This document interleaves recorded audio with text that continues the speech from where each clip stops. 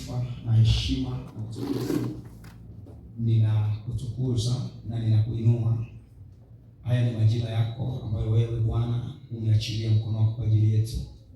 Ninaomba utuguse kanisa, uguse madhabahu. Miili yetu ni hekalu lako, ipatie utakaso. Ninakuomba mioyo yetu ni madhabahu, Baba, ipatie agano. Ninakuomba kila moyo wa mtu uliomwaka ndani yake na kumsukuma jioni ya leo na mchana huu awe katika nyumba yako, ninaomba ufanye patano na yeye, ufanye agano na yeye kwa ajili ya kazi kubwa sana uliyoiweka mahali hapa. Naye umemleta hapa, si mtembezi huyu, wala huyu si wa kuja kutazama mambo. Huyu ndiye lango la kazi, ni lango la madhabahu, ni lango la wito. Baba, wafanye watu hawa kuyajua mapenzi yako makamilifu na makusudi yako makamilifu ambayo umewaletea katika nyumba hii. Biblia inasema ninyi si wageni tena, bali mmekuwa wenyeji. Hawa ni wenyeji wa makaribisho yako Mungu, katika matendo makubwa unayokusudia kutenda katika ardhi hii. Ninakusihi kwa neema na kwa rehema zako na kwa fadhili za kweli, wapatie watu hao mzigo kwa ajili ya kazi uliyoiweka katika ardhi hii. Wapatie Bwana ufunuo, wapatie akili na ufahamu, wavuvie neema itakayowaongoza kuyafanya ya kupendezayo unapotembea katika wanadamu.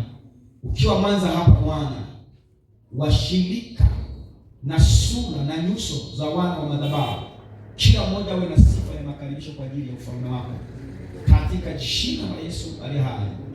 Basi kwa njia hiyo Baba, watu hawa na wafungulia marango yako ya mbingu yawe wazi kwa ajili ya ujumbe ambao umetuma kwa ajili yetu. Baba, nisaidie kuzungumza na kila mmoja kwa Roho wako Mtakatifu. Wape neema ya kukusikia na kukuelewa. Wape neema Bwana ya kuyatenda yaliyokusudiwa na wewe. Baba, lisianguke neno lote katika mchanga. Angusha neno katika udongo mzuri wa mioyo yao. Maneno haya yatakayopandwa yachipuke, yalete afya, yalete na uzima. Baba, ninaamini umefanya hivyo, na nimekushukuru kwa sababu ya nyayo za miguu yao ambao umeiongoza kwa haki yako kuileta mpaka nyumbani mwako. Baba, ninajua unakusudia kutengeneza wanawake na wanaume, vijana na mabinti na watoto, kuwa jeshi lako kubwa katika ardhi ya Nsumba hapa Mwanza. Hayo nimeamini na umeyafanya kwa jina la Yesu.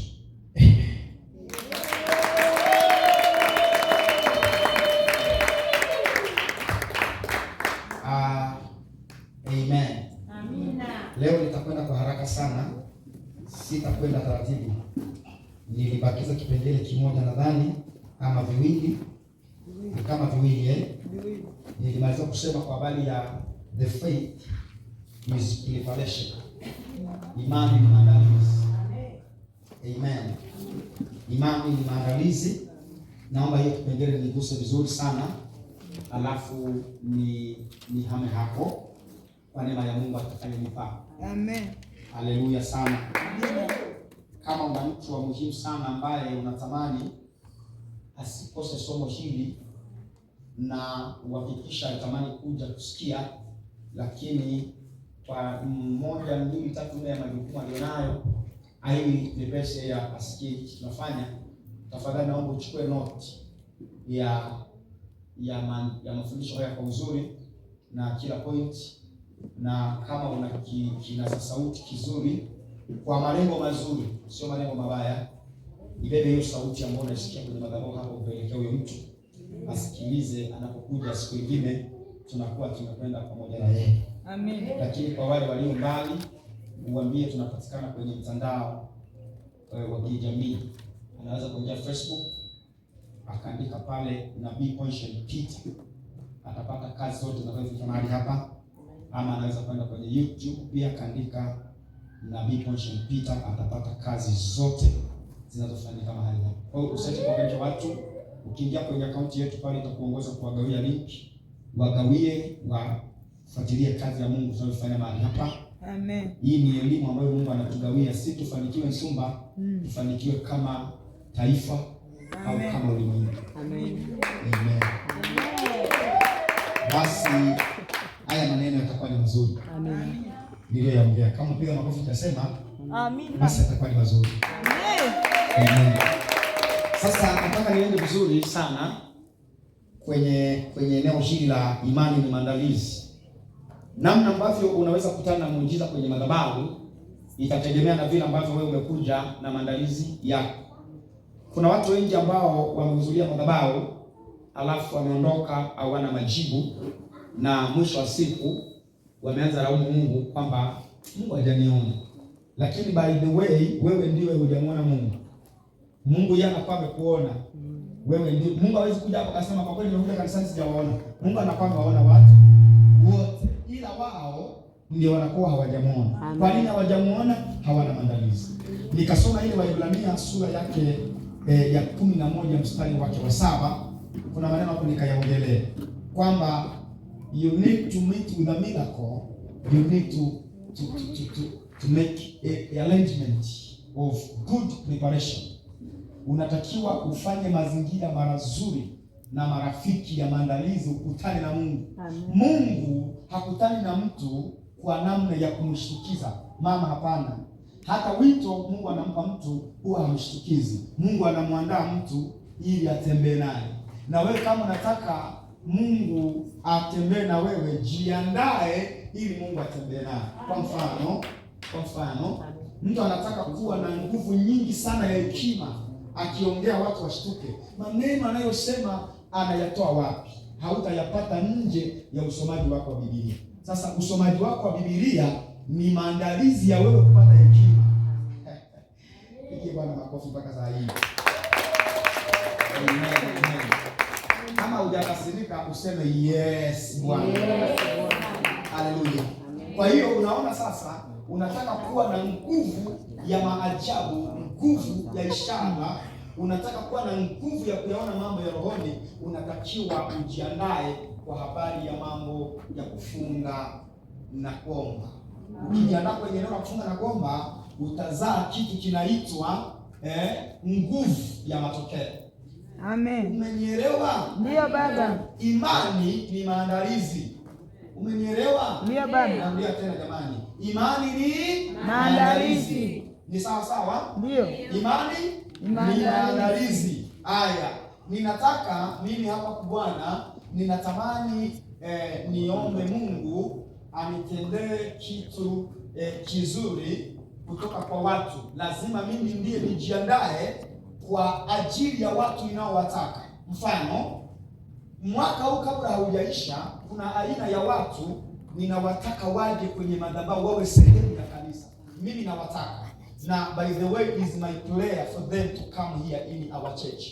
But hawatakuja mpaka nitengeneze mimi mazingira ya maandalizi ya wao wanapokuja wakute tayari nafasi zao zimeshaandaliwa. Hebu piga makofi basi kwa Bwana Yesu.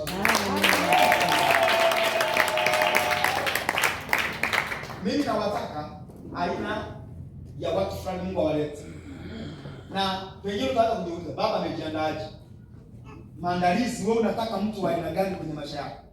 Lazima ujiandae kwa namna ya yule mtu unayemtaka, ili atakapotokea aone wewe naye ni sawa. Wawili hawezi enda njia moja kama wafanani. Sasa kuna watu wengi ambao tunawatamani waje kwetu, ila sisi hatujafanana na walivyo. Hata wakija wataondoka tena. Amina.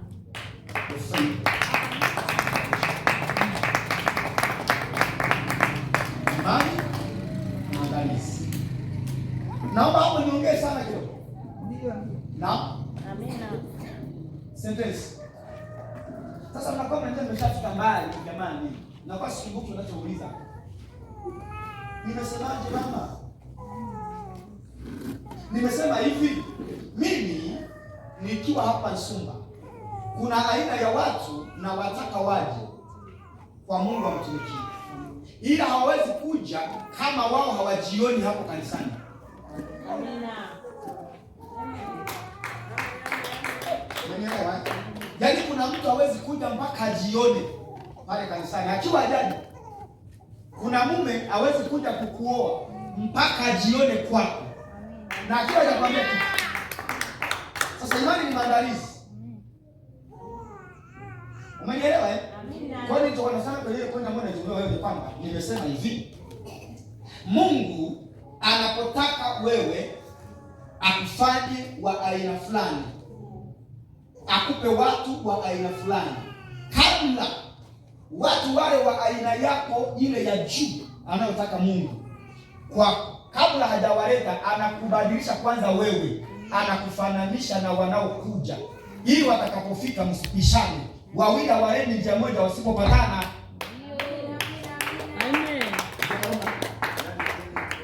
Aha. Kwa sasa na mimi nikasema Nsumba hapa, mimi nina aina ya watu na wataka Mungu awalete. Na hata kama nikitaka kesho waje, wanaweza ingia, lakini hawatakaa na sisi kwa sababu mazingira yao ya kutufanana hamna. Amen. Jana sikitika sana kuna maneno yanaanga chini. Mnaelewa? Sasa kuna viwango ambavyo unaviamini ili Mungu avifanye kwenye maisha yako, ambavyo hautavifikia mpaka wewe ujibadilishe kufanana na unachokiamini. Yaani wewe unaamini nini Mungu afanye kwenye maisha yako? Si unisaidie tuongee dada, tuongee. Na? Tuongee. Kwani kuna baya? Mimi nimeshakosa wewe. Sasa mbona utabasamu? Tabasamu sana. Mimi wenyewe na mazuri naficha kwa sababu gani? Cheka. Ni muhimu. Mzee kama anasema hivi, ni bora ucheke ili usife mapema. Anasema yeye hawezi kama amenununa, lazima acheke. Na mimi naona jambo la muhimu kucheka kwa sababu unaongeza nini? Maisha yako.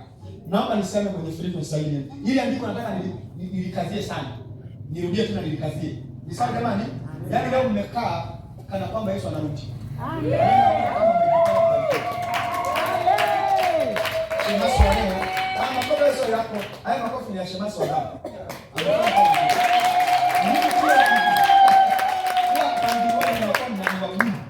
Wakupangiliwa. Naomba sana niendelee kwamba imani basi na nini mashemasi wazao. Imani nimesema ni nini? Ni maandalizi.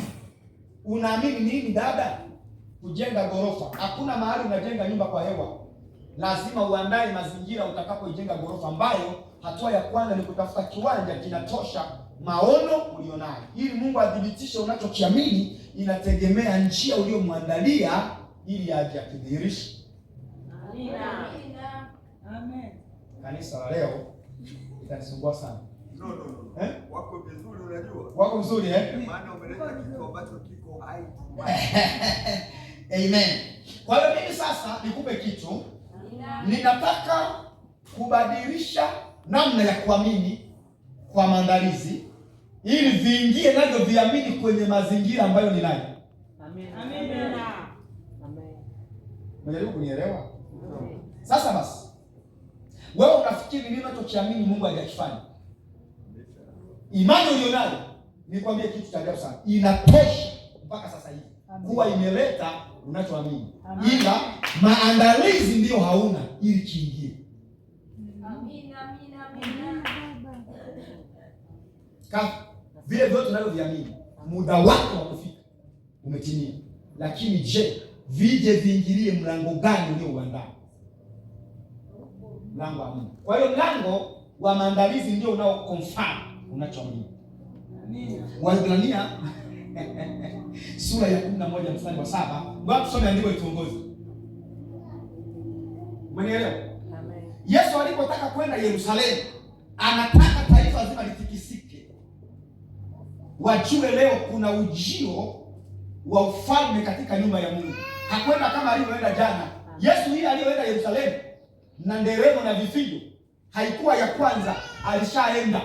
Ila kuna aina ya utukufu anautaka kuna aina ya upako anautaka, kuna aina ya mshangao anautaka.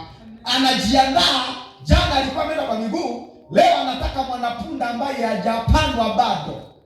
Amejiandaa kwenda, hawajawahi kutandika apite, lakini wakasema upako wa leo ni wa namna nyingine, una maandalizi tofauti na alipokuja jana. Mtu amepanda mwanapunda ambaye hajapandwa bado, wewe ukampokea ukiwa umenyamaza. Kwa alipoonekana juu ya punda, ikawashawishi watu wakamate matawi waseme Hosana mwana wa Daudi. Hawajaiba bado na alikuwa anaingia Yerusalemu. Amen. Amen. Amen. Sijui kama unanielewa.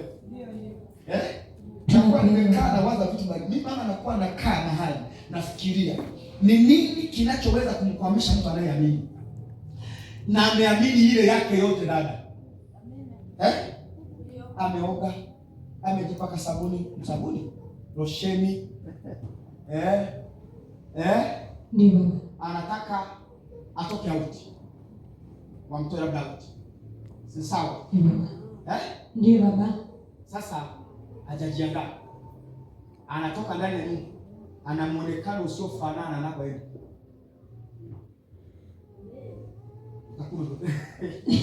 Okay, ngoja mimi waache. Haleluya. Kama hapo tunakuja kwa kanisa.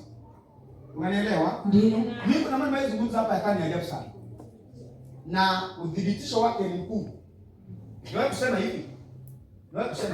Kuna vitu vingi ambavyo kwenye nyumba ya Mungu sio dhambi. Vitu vingi ambavyo dunia inavitafasiri kama dhambi kwa madhabahu. Ni sawa? Mimi nikasema vitu vingi sana vinavyoaratiwa madhabahuni kama dhambi sio nini? Sio dhambi, isipokuwa vitakapoonekana na wewe mbele za Mungu vitakutafasiri kama mtu ambaye hakuja kutana na Mungu. Kwa mfano, sema kwa mfano, nataka kuja hapa kanisani na kaptura inafika huko.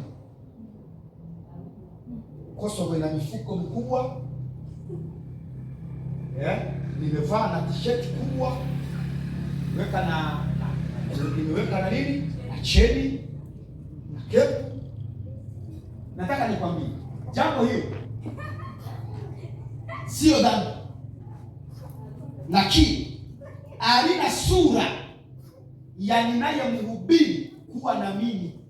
Amina. Amen. Nikija hapa na kepu, nimeweka na Kosovo, nimeweka na t-shirt, nimeweka na cheni, Yesu atatafasirika kama muhuni. Amina baba.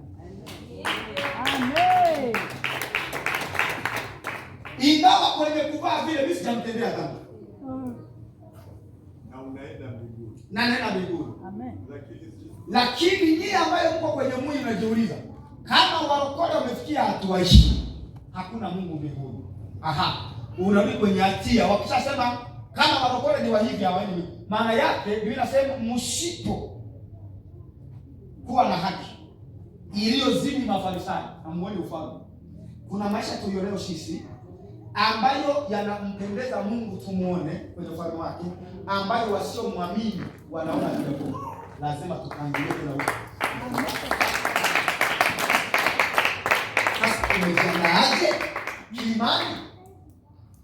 Umejiandaaje Esther? Kwa mjibu huu unataka kiwango cha juu ambapo mimi naona watu wanaamini wewe. Na kiwango cha imani cha juu, by the way, unaweza kuwa uelewe. Imani huwa haikatai hali ya mtu alionayo. Mnachanganya kwenye kuamini. Imani haikatai kwamba wewe ni maskini. Imani haikatai, inajua wewe ni maskini. Ila imani inabadilisha kinachoonekana kwa sasa kuwa tofauti na cha baadaye. Ndio kazi ya imani. Sasa imani imetengeneza mazingira yapi? Hata Yesu alipokuja kufa mama, yaani kifo kimkuta hivi, alijiandaa kwanza, akautoa mwili wake kiroho, akatoa damu yake kiroho. Kwa nini? Anajua naandaa mazingira ili ni kifo wajue thamani ya kifo chake. amejiandaa. Yaani anaamini nitakufa. Anaamini siku 3 nitafufuka. Anajiandaa. Kama mtu ambaye atakufa na siku ya 5 atakuwa hai. Akufa kama anayekufa jumla. Amejiandaa kufa na kufufuka. Amina. Je, wewe? Ama mimi nawapotosha? Basi mimi nawapotosha. Pastor Esther. Watu hao unaoona washirika wako wana imani kubwa ambayo mpaka leo wangekuwa na matokeo, ila hawana maandalizi ya mahali imani itakapopita hivyo.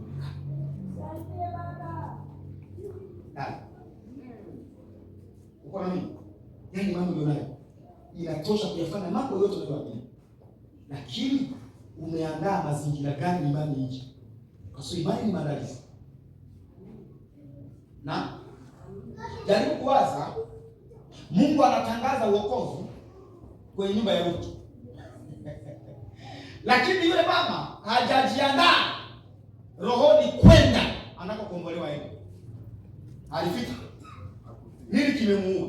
Kilichomuua hana maandalizi ya kwenda anakotakiwa kwenda. Ambapo watu wengi leo ni nguzo za chumvi kwenye maisha ya kiroho, kwa sababu wanakuwa Nsumba, mawazo yao hayana maandalio ya Nsumba, yana maandalio ya Tabora, yana maandalio ya Dar es Salaam, yana maandalio ya Tanga, yana maandalio ya Bariadi.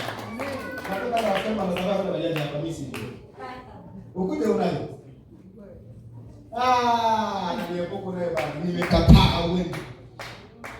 Tujenge mambo ya mjini hapa. Niaje kati? Maneno mabaya ya kweli. Sasa basi, ninataka uingie kwenye upako wa kujiandaa. Amen. Ili uweze kudhibitisha unachoamini. Yesu anaamini kufika Yerusalemu, akatembeza nguvu ambayo sio ya kawaida. Sasa anajiandaa. Haendi tu kwamba mimi Bwana na nguvu za kutosha, nina upako wa ajabu. Wakisikia tu Yesu anakuja, watu wote watakaa tayari, watapokea nguvu, watapokea upako. Hapana. Anataka aingie na mwanapunda ambaye hajapandwa. Alipompanda wakajua kiwango alichokuja nacho kwa miguu kwenye ibada ni tofauti na kiwango cha yeye kuingia na mwanapunda. Sasa mjanielewa. Ngoja nifafanulie. Kwa nini Yesu alipoingia Yerusalemu ni kitu kimejificha hujajua. Ni kitu hujajua. Na nataka nifunulie. Wewe unasoma Biblia kama kitabu cha hadithi. Hapana. Yesu amekuwa anaingia Yerusalemu siku zingine kama mwalimu. Siku zingine zote zile unazosikia, Yesu amekuwa anaingia Yerusalemu kama mwalimu wa neno Rabi. Siku ile aliyoingia amekaa juu ya mwanapunda, ameingia kwenye viwango vya wafalme. Hajaingia kama mwalimu, ameingia kama mfalme. Kwa sababu wakati ule punda ulikuwa ni usafiri wa wafalme. Amina. Sana. Kwa hiyo watu wakajua, kumbe huyu sio watu tunaona wa kawaida hapa hivi. Anaingia tu na viatu fulani hivi vimeangalia kushoto na kulia. Kumbe huyu jamani mfalme, yaani kitendo cha kupanda tu mwanapunda, wakasema tayari ufalme wa mbinguni umetekwa duniani hapa. Wakainua bendera. Hajawaambia wainue, aliwaambia? Hapana. Hajawaambia watandike vitenga pita, hajasema. Lakini ni kawaida ya wafalme kupita juu ya carpet. Ni tabia za wafalme kupita juu ya carpet. Yesu alipokaa juu ya punda, kiwango cha maandalizi kikaanza kuongea. Atakiwa aingie Yerusalemu, anapita tu kwenye mchanga. Wanatakiwa watandike, maana ni tabia za wafalme. Kwa kuwa ameshakaa juu ya punda, ni tabia za wafalme kupanda punda, kusafiri, kuingia mahali pa heshima. Kwa hiyo kuanzia ule muda, watu hata wale waliokuwa wanakataa habari ya ufalme wake waliambatana kwenye msafara, kwa sababu amekaa kwenye kiwango walichotamani yeye akae. Maana yake kuna watu ambao hawatawahi kuja kwenye maisha yako mpaka wewe ubadilike na uokovu wako huo ufanane kama walivyo. Amina. Uliwahi kwenda gereji? Gereji yoyote uliwahi kwenda? Kufanya nini? Ulienda kufanya nini? Uangalia nini gereji? Unajua fundi hata mmoja hapo kwenye simu yako?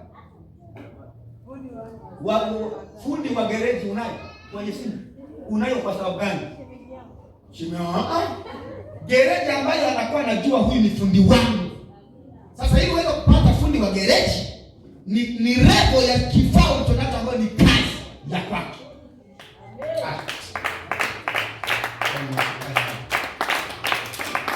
Kwa gereji, una fundi yoyote kwa simu yako wa kujenga? Mimi siongei na nyinyi. Mimi naongea na huyu. Nitawaambia na nyinyi, mnielezee hiyo namba mmetoa wapi? Dada, kwa ukweli hana kwa sababu gani? Hajajiandaa kujenga.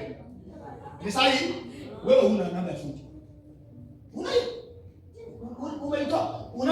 Kwanza ukiwa nayo bila sababu utakuwa sasa hivi ni ngoje. Unaita ni nini hiyo namba ya fundi wa kujenga? Amen. Mzee mimi sio fundi. Ni fundi. Mama. Mimi naongea baba. Nawaonyesha mama. Lakini siku utakapokuwa umenunua kiwanja, fundi utampata kwa sababu utamweka fanya tathmini ya unachotaka kufanya. Hata kama hujamwanga, unataka afanye tathmini. Sasa kiwanja ni maandalizi ya ujenzi ambayo itakusukuma uwe na fundi atakaye kufanyia tathmini ya nyumba hapo unataka kujenga, iangalie huko. Wakianza kusomba mawe, wayamwage huko. Ama na fedha. Sasa maandalizi yanapokwisha kufanyika, Mungu anaruhusu mambo yafanyike. Kwa mfano, ukinunua kiwanja, unanielewa, unaweza kupata 500,000, ni sawa, ukamwaga mawe. Lakini huwezi kumwaga mawe mahali ambako hujapaweka. Hela kumwaga mawe unayo, ila huna mahali pa kuyamwaga. Inakuaje? Naomba uniambie. Si tunasaidiana hapa mama mimi haya maneno yanazungumza haya. Yaani haya ni maisha. Uhame tu kwenye mambo anatufundisha uone maisha. Mimi naongea maisha. Amen. Hapa naongea maisha. Maandalizi ya imani. Sasa unaweza kuja hapa kanisani unataka muujiza fulani Mungu afanye kwenye maisha yako. Yaani huo muujiza utakaa wapi? Ambako wewe umepanda.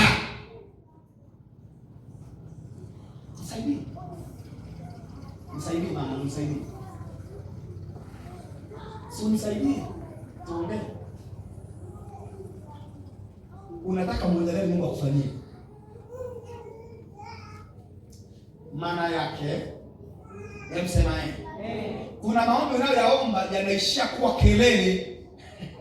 Hayo majibu. Kwa sababu kila unachokiomba ili kidhibitike, si kwamba ni kuamini. Mkiomba amini, imefanyika, mmetendewa na imekuwa ya kwenu, si ndio? Maana sasa hakuna maombi yatakayothibitika kama hauna yatakapokaa. Naomba kidogo niangalie vizuri. Lakini acha na mtoto nisikilize mimi. Mwacha acheze ila sirie. Akilia hiyo ni vita. Msalaba. Nimesemaje msalaba? Unaamini Mungu akutendee nini mwaka huu? Wewe usikie mawazo yako. Naomba usikie mawazo yako. Mungu akutendee nini mwaka huu? Mungu anitendee neema ya uzima na amani. Umejiandaaje kupata amani? Nimejiandaa, nimemtafuta na nimebeba nyumba yake. Mama, mwaka huu kabla hujaisha Mungu akutendee nini?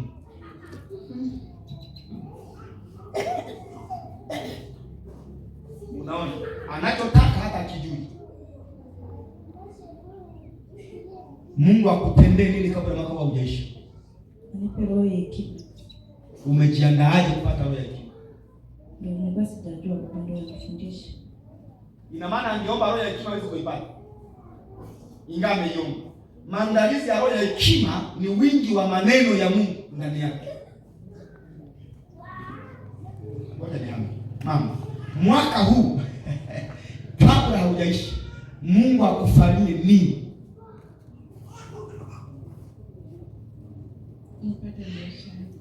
Apate biashara. Umejiandaaje kupata biashara? Haya, umejiandaa. Kwa hiyo unaona mwaka utaisha, anaamini na hana matokeo, ingawa ameomba, ingawa ameamini.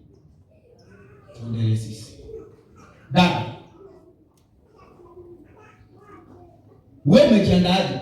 Mwaka huu unataka Mungu akufanyie nini? Ukae uweponi siku zote. Ndivyo alivyojiandaa. Umejiandaaje? Ukaa kwenye uwepo wa Mungu. Kwa sababu ukaa kwenye uwepo wa Mungu, kitu cha kwanza kitakacholeta uwepo wa Mungu ni kuwa mbali na chakula. Hakuna mwenye uwepo wa Mungu ambaye amejaa chakula kwenye hapo. Hakuna rafiki yangu. Uwepo wa Mungu ni kukaa mbali na chakula. Na hicho kwanza. Be far with food. You need to stay in the presence of God. Just learn from food. Yaani nilikuwa na force naingia kwenye mambo hii, wingu linafungwa, yaani hakuna mpendo wa kufunguki ndugu yangu. Linafungukaje yangu umejaa mihogo kwa tumbo mama? Ya tumbo limejaa ni ngumu sana. Unabeuka daka kwenye ibada yangu. Unataka kuomba wewe Roho Mtakatifu acha mambo yako wewe. Na nikikupima hapa sasa hivi nagundua.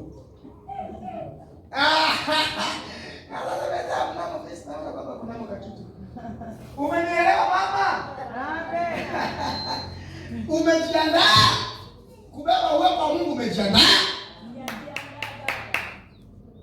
Msalaba, niko na wewe mama. Sijakuacha hata kidogo.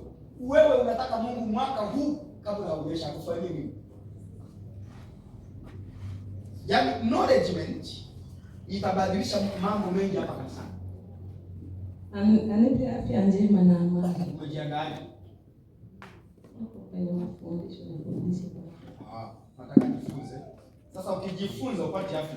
Ukijifunza unapata akili. Unafahamu.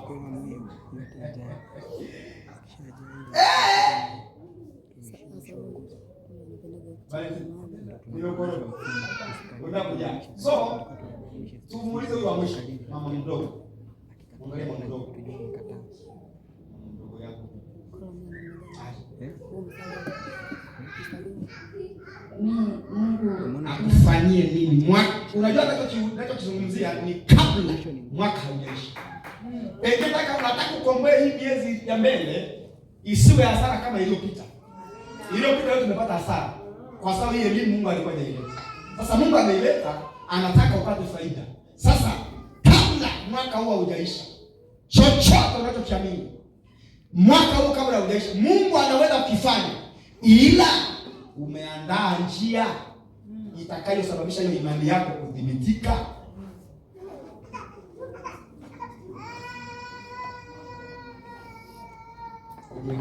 Yaani wewe unataka Mungu akufanyie nini mwaka huu kabla haujaisha? Mungu aniinue mwaka huu kabla haujaisha.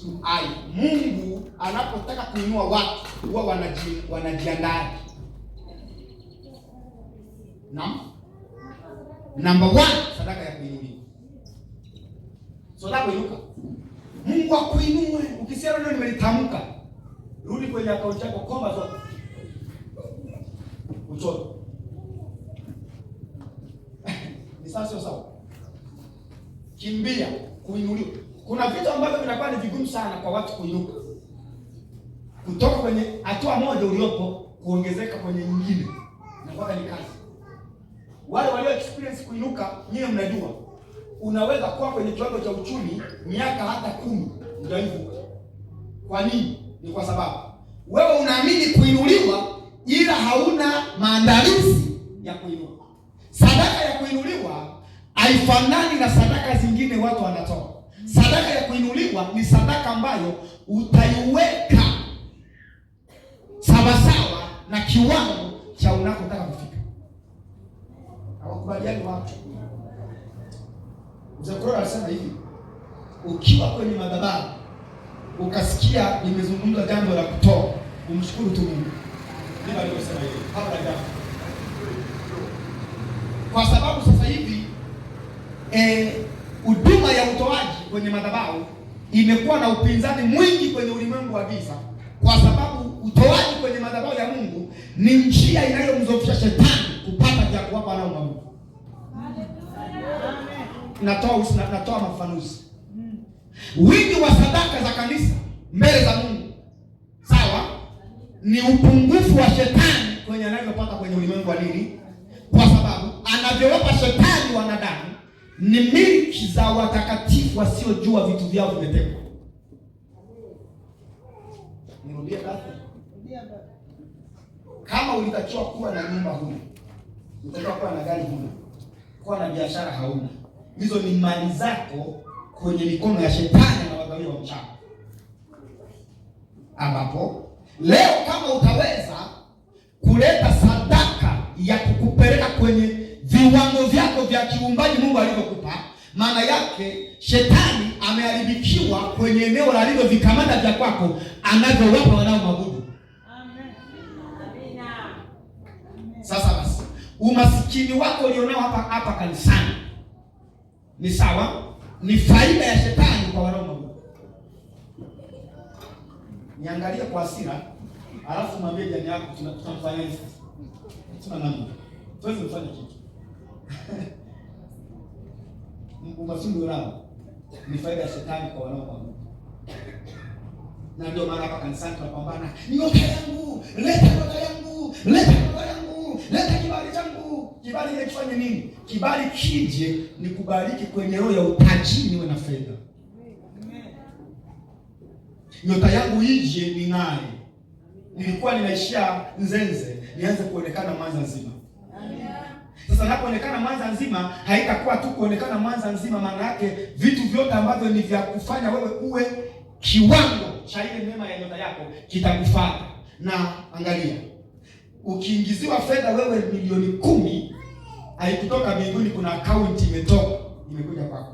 Kama alikuwa ni mtu wa mataifa, maana yake ulimwengu wa shetani umepungukiwa milioni 10 imekuja kwenye ufalme wa Mungu. Ni uongo ni kweli? Mfano, Mungu ametupa neema ya kuteka, si sawa? Ufalme wasio wenye fedha nyingi saa hii ni wasio mcha Bwana. Ni uongo? Na kama wamchi Bwana, kuna miungu inayofanikisha njia za fedha kwao, ambayo miungu hiyo ni shetani baba yao. Tukiwatetemesha, hazina zao zikaanza kutoka kwao zinakuja kwetu, maana yake ufalme wa shetani umepungukiwa, ufalme wa Mungu umeongezeka. Amen. Wakifanikiwa wanakufilisi wewe kate, ufalme wa Mungu umepungukiwa, ufalme wa shetani umeongezeka. Shika sana ulicho nacho. Amen. Ili mtu asije akaitwa tabia. Wewe umeshika nini? Umeshika nini? Wewe umeshika nini mama? Umeshika njaa. Nikasirikia mimi natafuta sawa na ikosa.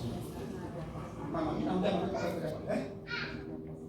Kwa hiyo kuna watu wa kiroho wanaokamata neema ya Mungu kwa sababu na maandalizi, ile neema inaondoka. Ikiondoka, bado kwambia kitu cha ufunuo. Yeyote aliyepata kitu kwenye ulimwengu wa mwili akipoteza, kinaondoka na neema 12, uvuvio wa roho za mitume wa Kristo wao. Kwa sababu milango ya Wayahudi ni 12 kwa baraka, ni 12 kwa laana. Kasa na naangalia kwa huruma sana.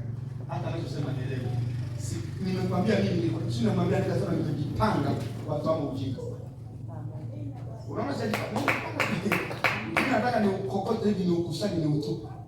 Unafanya mwe viumbe vya ajabu. Ni kweli dada? Safi kabisa. So, umejiandaa?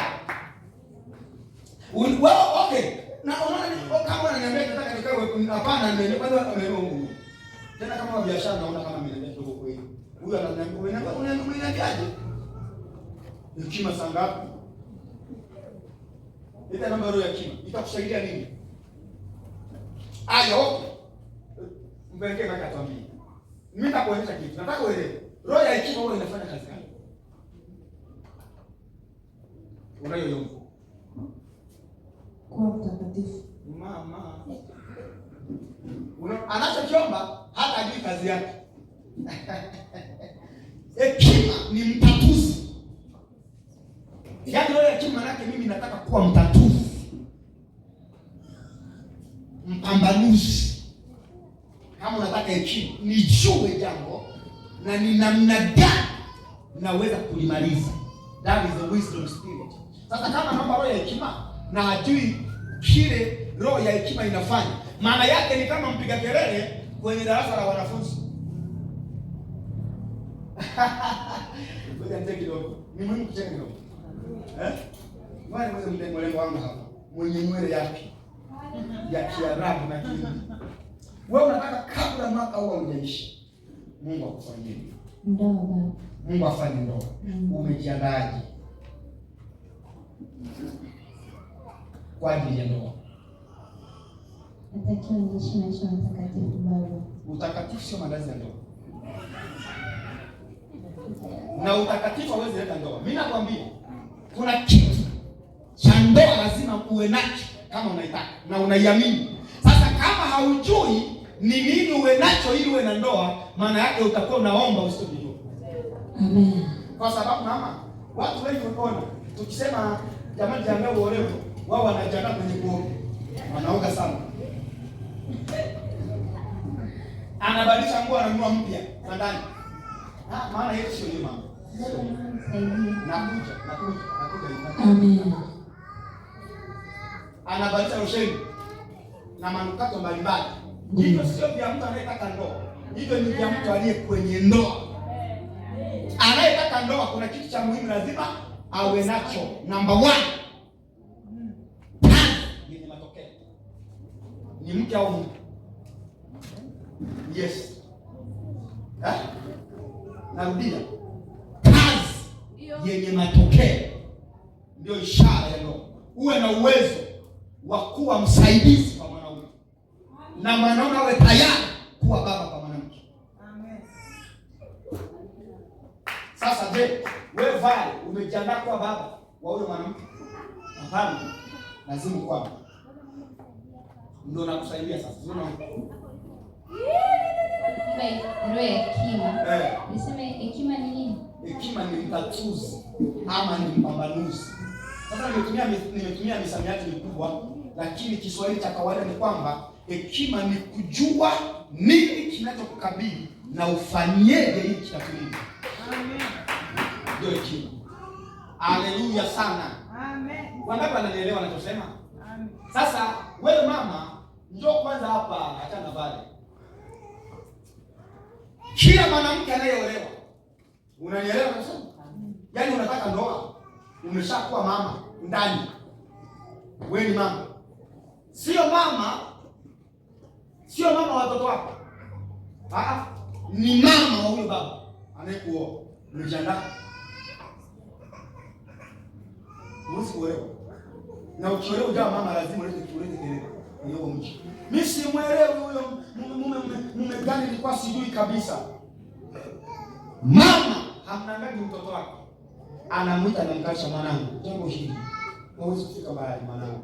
Waliofanya vya hivi walishakwama. Sasa unatakiwa ufanye moja bila tume uwe sawa. Ushauri wa kwanza wa roho ya mume ni mkeo. Amen. Je, wewe ni mama? Najaribu kujibu swali lenu. Kama mtajiandaa. Ndio maana ananisumbua. Baba, nimempigia simu hajapokea. Pumbavu zako. Sasa kupokea simu yake ni nini? Mimi sikuongelea wewe dada. Mimi najibu Lydia. Usitoke leo kwenye kesi hiyo ukasema bwana mimi nimepiga hajapokelewa. Mimi siongelee wewe. Mimi naongelea najibu Lydia. Kwamba wewe ni mama. Na mama sangapi? Kama wewe ni mama, simu ya mume wako ndio inapiga au yako ndio inapiga? Zote zinapiga. Wewe nini kwa mwaminifu wewe ndio sio. Nani anapiga? Mume wangu. Ni kosa kwenye sheria za ndoa. Lazima mama anapoamka apigie mtoto wake mzaliwa wa kwanza. Mama, wewe ni mama.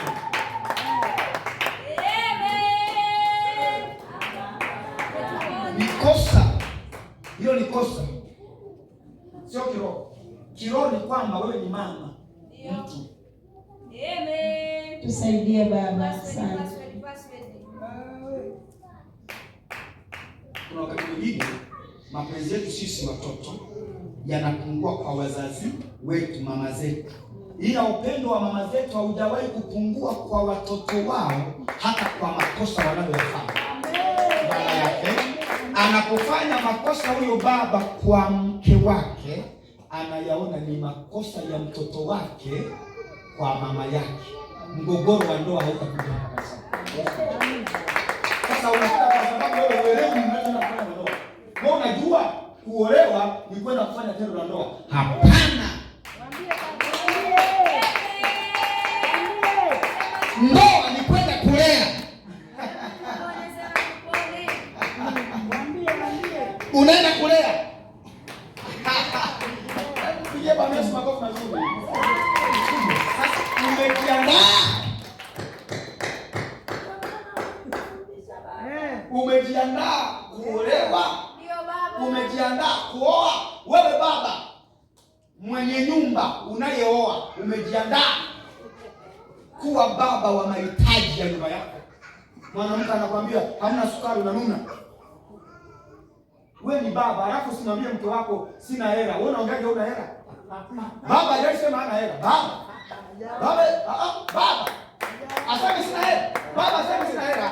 Sasa unaposema mimi sina hela nataka nijiue. Wewe ni mume sio baba, pumbavu. Wakati wa kuwa bado tulia. Baba anaita watoto wake na mna mahitaji gani? Akiwa hana hata mia, anaamini nguvu ya kutafuta. Wanamwandikia.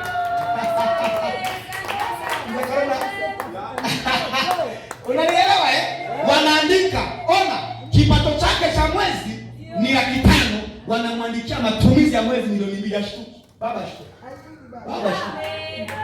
Baba ashtuki. Baba ashtuki. Anasemaje baba? Anasema okay, hamna shida. Sasa kuna daktari hapa. Kwenye budget za huyu weka 200,000, kwa huyu weka 150,000, kwa huyu weka 50,000, kwa huyu weka 100,000. Alafu wiki ijayo baba ana matumaini ya kwa nini wiki ijayo hayo yote aliyobaki atakuwa anakamilisha. Amen. Hata kama amechukua miezi 2 kuyamaliza, hajaongea lugha ya kushindwa, analeta wasiwasi kwa mke wake. Kinachoweza fanya wanawake wengi wachembee kwa ndoa ni kuwaelezea mambo ambayo hawaoni picha mbele ya ushindi. Ukiongea na mwanamke aoni picha ya ushindi mbele yako, umemgawa, anaondoka kabisa, anaenda kwa mwanamke mwingine. Wewe una maono. Hebu nipigie basi makofi.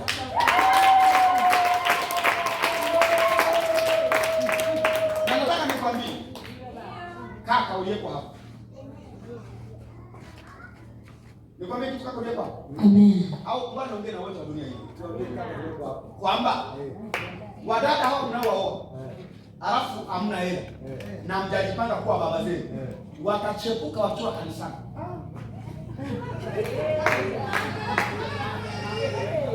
Mimi naona kweli hakuna utakatifu unaovumilia njaa au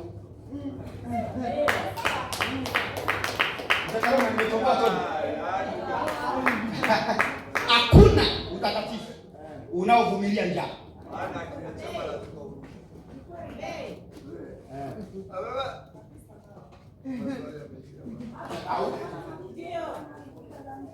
Kuna mtu mmoja wewe kuongea naye yuko endo kwa endo. Njoo bwana wewe. Nataka nikuonyeshe kitu. Mimi nafundisha vitu ambavyo ni kweli kabisa. Nataka uone. Kwa sababu nimenijia hiyo jambo. Nataka uone kitu. Njoo mama mzuri. Tuliongea na wewe. siku moja au kaniambia kuna siku moja nilipita kwenye maisha magumu, nikawa nawaza kwenda kufanya zinaa. Ni wewe uniambie. Ndio kwa mueleze. Ndio kabisa. Tulipitia kwenye changamoto za kimaisha. Ukiwa hujaokoka. Ndio. Ulikuja hapa tukatoka pale kanisani? Kwa sijaokoka vizuri. Acha na hiyo. Kanisani. Anataka jitetee. Usijitetee. Tuzungumze tukiwa hapa kanisani na waonyesha watu ili wapate upate uchumi. Kwa kama nikiwa nimeokoka, kuna vitu havitakiwi vipotee kwenye maisha yangu. Vikipotea vitaondoa wingu la upatanisho kati ya mimi na Mungu. Kama niamini mama, mimi nimesema nakuja madhabahuni wasiji kufundisha tu, nakuja kuongelea maisha. Amina baba, amina. Anasema aje? Lakini wewe ndio alikuwa hajaokoka kikamilifu. sasa kikamilifu mama. Taabu nini ya kimaisha haivumiliki na Roho Mtakatifu.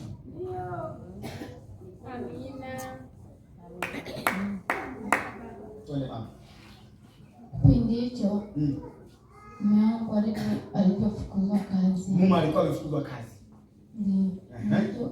Nilikuwa nimeweza kukua. Alikuwa ametoka kwenye magonjwa. Tukauza kiwanja. Wakauza kiwanja. Wakauza pikipiki. Na vitu vingine. Njaa ikaja. Ndio. Sikia maneno. Mume wangu akawa naenda atamani atafanya kazi za kufagia hapo barabarani. Akakosa. Njaa ikaendelea kuongezeka. Wewe ukapata wazo gani? Mimi kuna dokta ambaye alikuwa ananifuatilia. Anakumbuka yule aliyemtafuta akamkataa. Unajua unawakataaga ukiwa una nguvu. Lakini anakumbuka kuna mjamaa mmoja ananitafuta. Amen, amen. Kumbe mjamaa amekuwa mnatafuta hata nyinyi mmeshapiga simu na wajua nyinyi. Wanawatafuta. Mbona sasa msapoti? Mwambie. Ukajua ile daktari, sio nimpigie. Inawezekana ni mtoto wewe mwenyewe. Nitafuta mwenyewe. Uacha maneno. Akamta. Wewe ni wokovu. Nataka nikwambie, confess ya hii ni wokovu wa hali ya juu. Mimi angekataa najifanya mimi. Anasema rightness, tafadhali. Unaona hayo mama? Ni magumu. Huyu alimtafuta mwenyewe. Hayo daktari. Bila ombi lako. Nimrokole ametoka kwenye ibada Jumanne. Dokta, lile ombi lako nimekukubalia. Akiwa njiani anaelekea kwenye matatu, nikapiga simu na mtafuta. Unaenda wapi? Nani amekuja? Nikapiga simu. Ndio wewe. Unaenda wapi wewe? Njoo kwanza tuongee. Akaja. Nikasema ni mkweli huyu binti. Anasema mimi hapa unaponiona. Nilikuwa naenda kukengeuka. Mambo ni magumu. Una shida gani? Baba njaa. Na hurumia huyo baba na hurumia huyo mtoto. Yaani hurumia. Anaenda kuangamiza mwili wake atetee. Hakuna kitu inauma mwanamke anapoona nyumba yake haina chakula kwa watoto wake. Hiyo ni jambo yaani akili yake hiyo inapotea, inaisha. Mimi naelewa haya mambo ndio. Sasa nikamwambia usiofu kwa leo na kesho kutu nasimamia mimi hayo mahitaji. Alafu baada ya hayo mahitaji ninanyanyua kibali kwa mwako. Baada ya siku aende kazini, atarudi ameajiriwa. Wewe usifanye dhambi. Amen. Baba, nilivyokuja kanipa 10,000. Akasema nani kaimea? Mume wako ali vizuri. Ali vizuri. Kufika kesho. Mambo yatakomesha kwa mazuri.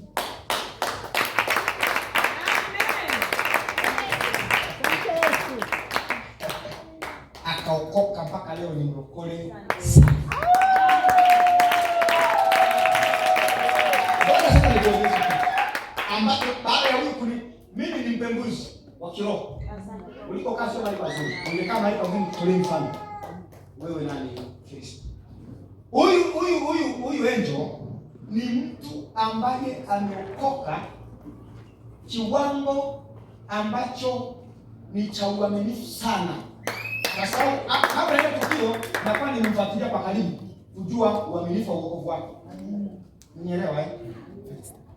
Kwanza nimegundua kiwango anachokoka, kiwango anachopenda Mungu, kiwango ambacho anatamani yaani aende mbinguni. Umeelewa? Lakini ona, shida ya njaa imemsahaulisha kila kitu. Sasa wakaka na washauri, popote pale ambapo unajua pesa inapatikana kwa ajili ya huyo mama, kwa ajili ya huyo dada, itafiti. Nadhani mimi wanapata mama hawa hawapendi, ni kwa sababu mazingira yake. Mimi naongea sasa, umeona mfano hai wa dada, umeona mfano wa dada ulivyo. Sasa kuna mdada mjini ameokoka vile, anampenda Yesu, ameacha wapenzi wake wa zamani kwa sababu amempata Yesu, amekuja kwa madhabahu. Yesu ameanza kutoa vitu vyake. Dada huyu sasa ameishiwa kodi, dada huyu ameishiwa chakula, na alishakosana na baba yake, na amekosana na familia, na amewahi kuwatambia nimeenda kwa Yesu, mtaona ushuhuda hajauona. Yesu anampenda, maisha ni magumu, atakuwa kanisani na maisha yake mengine ya duniani yanaendelea. Niangalie mara mbili. Nini kimesababisha? Alianguka mikononi mwa wasiojua wao ni akina nani kwenye maisha ya kuoa, na yeye akiwa hajui ni nani kwenye kuolewa.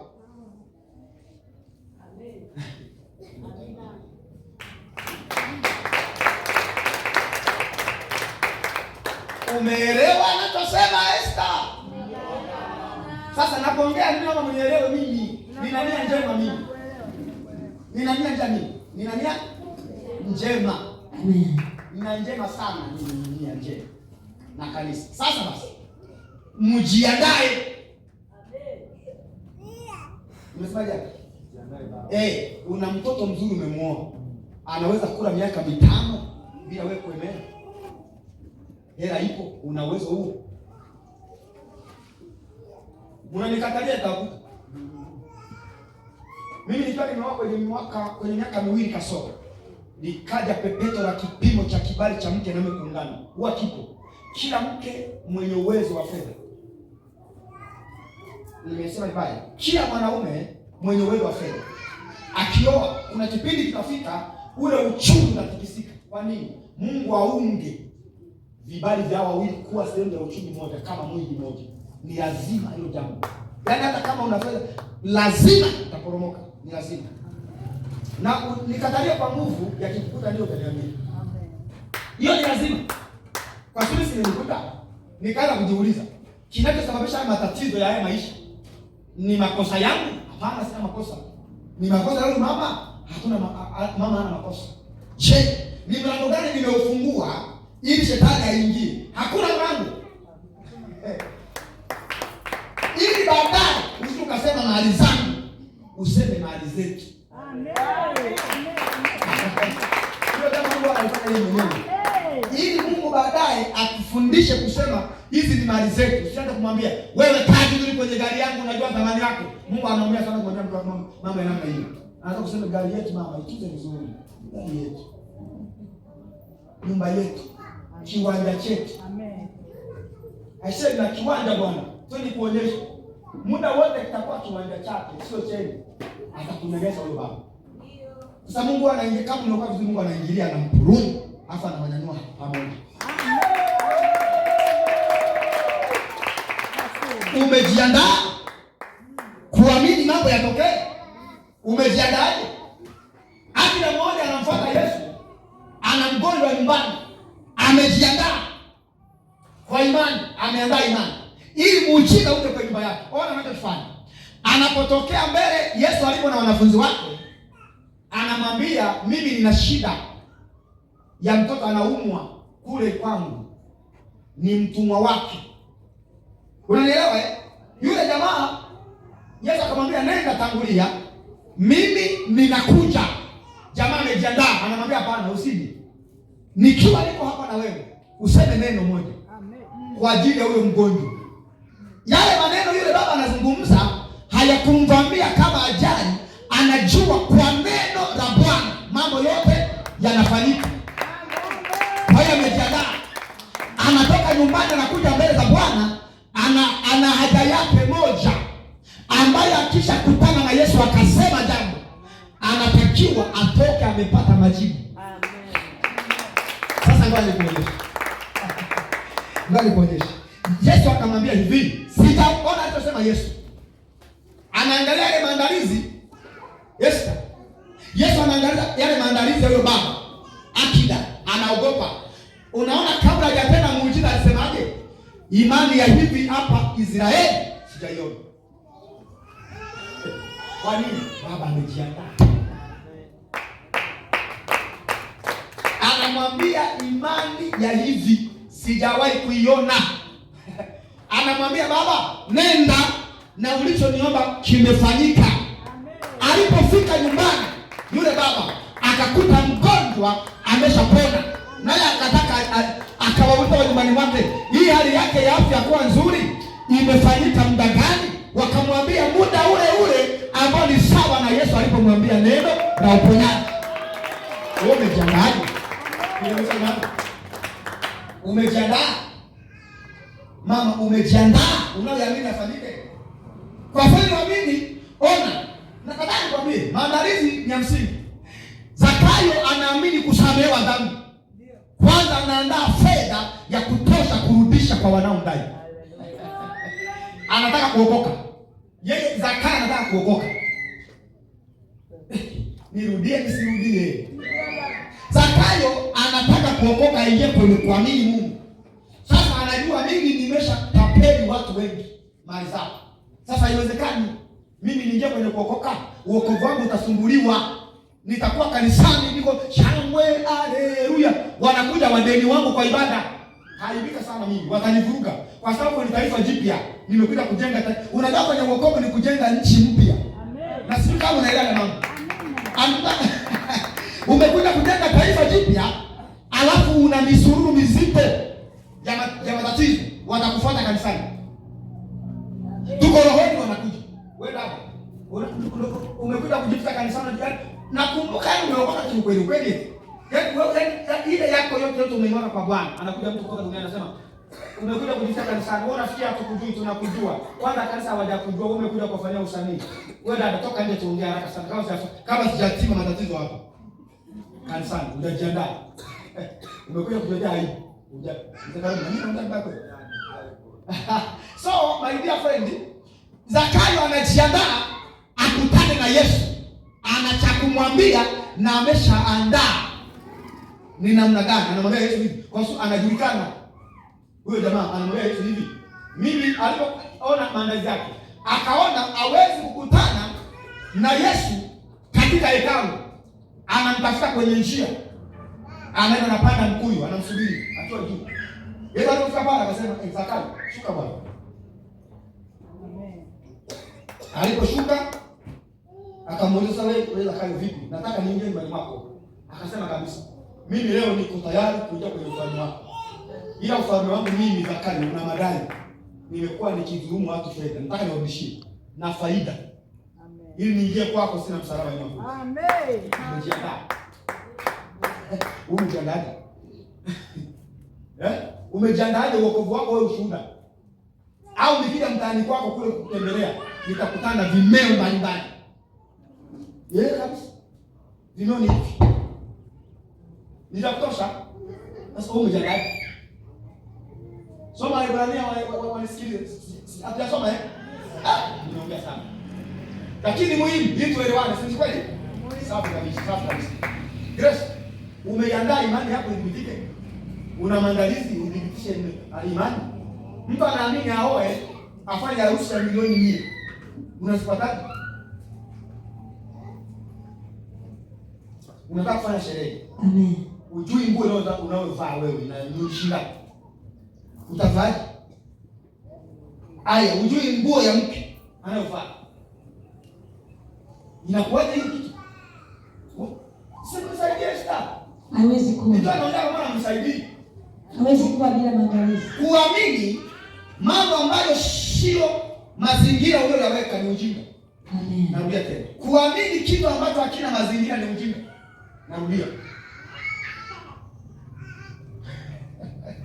Kuamini jambo ambalo halina mazingira ni nini? Ujinga. Ujinga. Andika sasa, mbona mwandiki?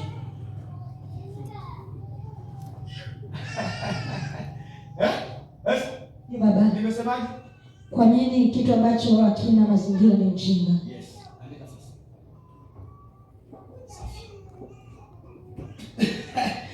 Kwa baba tusiamini, sijasema hivi. Tuamini.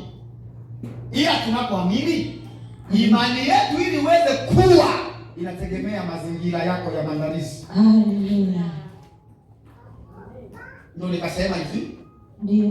Aina ya watu naotaka waje kwenye madhabahu yetu na watengenezea, mimi naamini wanakuja. Ninaotaka waje. Amen. Ila ili waje waone ni muhimu kuwa pamoja na sisi, tunawekea mazingira yanayowafanana, wasiwe wakiwa, wasione upweke, wasione kupungukiwa wanapokuwa katikati yetu. Amen. Haya. Pengine ungetamani Mungu akupatie mfanyabiashara mkubwa ili mfanye naye biashara. Ungetamani hilo jambo? Sasa je, wewe ni mfanyabiashara? Kama sio mfanyabiashara, hawezi kukutana na mfanyabiashara mkubwa kwa sababu hawana kinachowaunga. Ili ampate mpaka awe kwenye mfumo wa kibiashara katika hali ndogo itakayovuta wakubwa kuweka nguvu zao kwenye udogo wake, anyanyuke kwenda kwenye nafasi zao.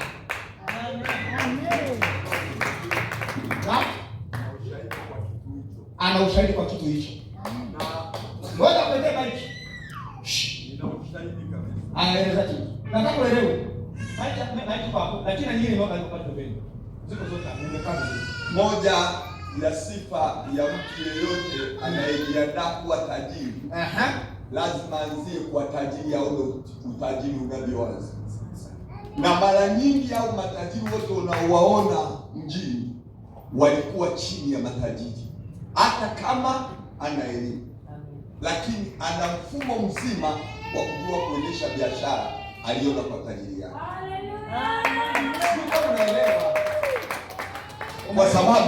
Kwa sababu moja, Kaizilege hilo ni mashule, amebabaisha mikoba yote, amemaliza darasa la 4. Ni jirani yangu mimi. Lakini amekaa na baba yake mfanya biashara mkuu, baba yake yeye akiwa kama dereva wake, anaendesha shughuli zake na baba yake. Baba yake alipokufa yeye akalizi utajiri. Amen. Lazima ujiandae. Amen. Lazima ujiandae. Amen. Lazima ujiandae. Achana na huo ukoi wa nani huu wa kisamani. Watu wanaamini. Siku moja baba yangu kiroho akawa anafundisha, akatoa ushuhuda, akasema siku moja walikuwa wana semina Mwanza. Ndio. Ndio. Yeye akamwamini Mungu. Ndio. Kwamba atakuja Mwanza, watafanya, ni miaka ya nyuma sana, watafanya huduma Mwanza, ila yeye ana imani yake kubwa sana. Akawa amejiambia, mimi naenda kwa nauli ya gari kwenye kwenda bila kwenye kurudi, mimi natembea juu ya maji. Kwa akaandaa nauli ya kuja. Semina ikafanyika, semina ikaisha, ni ushuhuda alitoa kwa madhabahu. Na mimi namsikia nikiwa niko hapo. Akasema baada ya semina kuisha, akauliza, hivi Mary ni maeneo gani? Bodaboda nani? Akaipanda. Mpaka kashika baba. Akavua viatu, akakuja suruali, anaenda kutembea. Lakini akiweka mguu unaingia, akiweka unaingia. Akado nyuma tu. Sema mbona sasa maji hayajagana nikae hivi? Umejiandaje? Unajiandaje kutembea juu ya maji? Kwanza aliyejiandaa kutembea juu ya maji avui viatu. Kuvaa viatu ni kwamba wewe unaamini kwenye kurowana, uamini kwenye kupita juu ya maji.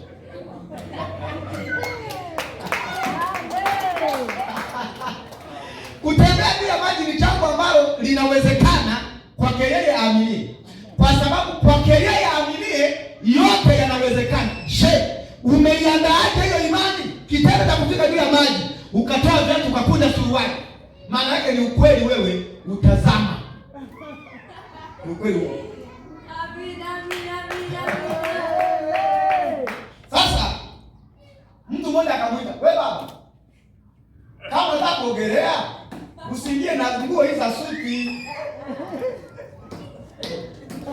Ziache huku." Huyo akamwambia, "Mimi siogelei mwezio. Mimi hapa navuka naenda Bukoba." Akasema, Akasema hapana. "Una wazo gani?" Akasema, "Nielezee." Akamwambia, "Mimi bado ni mchungaji. Nilikuwa kwenye semina." Nilikuwa kwenye semina. Semina imeisha. Leo tunarudi. Mimi namwamini Mungu kutembea hapa juu ya maji. Kwa hiyo mimi nauli yangu nimeitumia kwenye kuja na nilikuwa nimejipanga hivyo na imani. Mimi lazima nitembee. Ndio akamwambia, "Hapana, iendagi. Wewe tulia. Tusubiri leo jioni na kuja kwenye MV. Nitakulipia." Kwa hiyo imani ya kwamba imedhibitika, yeye angeamini kwamba ninakwenda ila nitakavyorudi Mungu anajua. Usijiwekee limit ya kutembea juu ya maji, yalimshinda.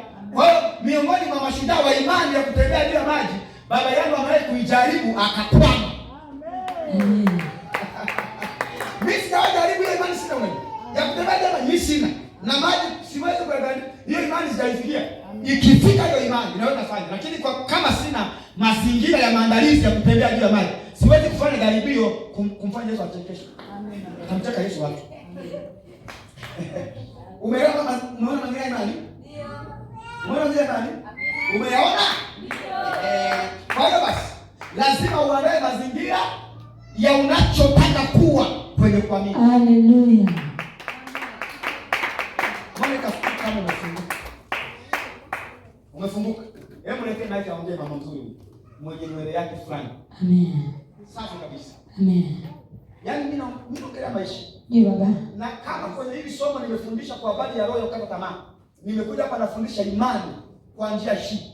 Nikitoka hapa nataka nikufundishe unaweza kufanyaje agano na Mungu ili akubadilishe maisha yako. Takuja. Haleluya. Amen. Baba. Naam. Hapo kwenye kujiandaa kwa mfano kama mwezi wa pili nilitakiwa niende kwenye nyumba yangu. Vikashindikana. Ikawa wa 4 ikashindikana. Wa 6 ikashindikana. Lakini ule wa 6 mimi kaamua nikafungua vitanda. Makoti yangu yalikuwa sio ya kufaa, nikayatoa mwaka jana mwezi wa 12. Nikaenda nje, baada hapo nikayafumua. Kwa hiyo sasa hivi sina viti, tunakaa. Vitanda vimefungua, tunalala chini. Ninaomba kila simamia Mungu mwezi huu wa 7 nisikae pale tena kwangu. Sasa hayo ni maandalizi sahihi. Hayo sio maandalizi. Hiyo ni shauku. Ya kutaka kutoka kwenye kamba kaya ulipojenga. Hiyo ni shauku. Sasa kuna tofauti ya shauku na imani. Hapo sasa Mungu sana. Kali kwa mimi. Bwana asipoujenga mji, fungua Biblia. Fungua nisomee Biblia. Lazima nyumba yako ni sawa. Ndio. Ukuta awe Mungu. Mungu ndiye anaweza kukuhamisha unapokaa, akupeleke unakoenda. Utafanya nini? Ni wajibu ni si wajibu? Ai. Ni 127 mstari wa kwanza. Soma. Bwana asipoujenga mji, wa ujengao ufanya kazi ya bure bi yake. Bwana asipoulinda mji, wa ujengao ufanya kazi ya bure. Soma ili asikie. Bwana asipojenga nyumba. Kwa nyumba anajenga Bwana, sio mume. Wajengao kwa kulia Bwana wewe hivyo hivyo. Nyumba mliojenga kwa vyovyote vile kuna mchango wa kiungu ndio ambao umekaa kwenye nyumba yako ambayo mume wako aliona. Unielewa? Calculate ndio nini unakwama kwa sababu gani hapa?